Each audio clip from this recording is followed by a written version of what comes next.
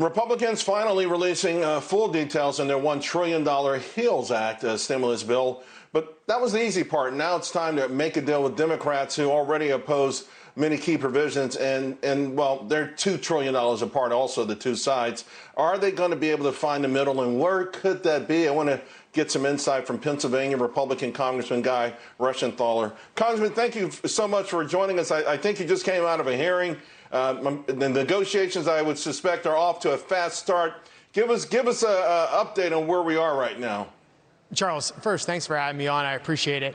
Where we are now in negotiations is that the Republican package is $1 trillion.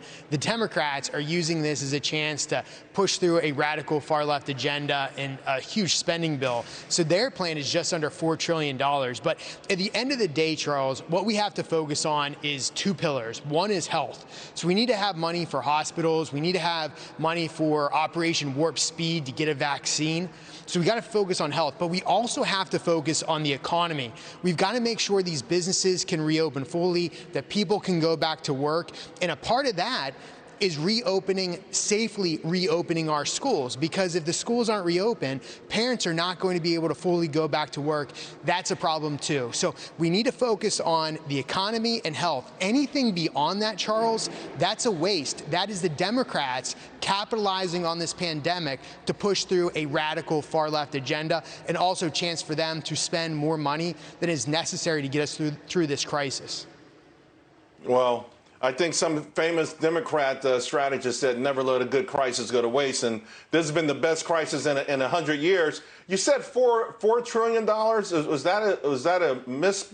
I haven't heard $4 trillion for the Democrats. I've heard $3 trillion, but you're saying it's now $4 trillion? Well, it's just shy of $4 trillion because, Charles, what's happening, and you see this with education spending, the Democrats say a number, the Republicans come out and give them that number, and then the Democrats come back and say they want even more money. So the Democrat number keeps edging its way up. So, for example, with education, they wanted $100 billion. I believe we, in our package, said $105 billion, and the Democrats came back and said they wanted $300 or $400 billion. I forget the exact number, but you get the idea. They're making these huge jumps and moving their targets, which is the spending now is going out of control with the Democrat plan. You know, moments ago, we got the consumer confidence read for July, and there's two parts to it. There's present conditions, how we feel right now. That number actually improved really good from June to July. But the overall report plunged because expectations plunged. I mean, people are losing confidence fast about where this recovery is going to be in 6 months.